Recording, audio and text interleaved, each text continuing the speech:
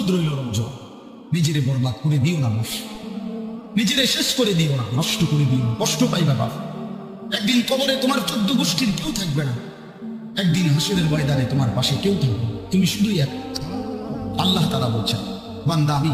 এত বড় কোরআন নাযিল করলাম, তারপরে আর কি বললে তুমি মানবে, আর কেমনে বলতাম? নবীজি জিজ্ঞেস করবে, খোদার কসম নবী জিজ্ঞেস করবে, উম্মত 23টা বছর আমি দিন রাত কাঁদছি রে উম্মত, তুই জানোস না উম্মত আমি তোর জন্য কি পরিমাণ কাঁদছিলাম, সারাটা রাত আমি কেঁদেছি,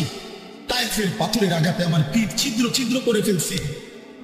আমি ক্ষুধার কষ্টে পেটে পাথর ভাঙছি,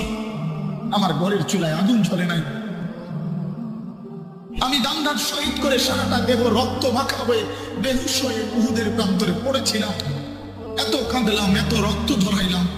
23 বছরের বিনিময়ে উম্মত আমি বুঝি তুমি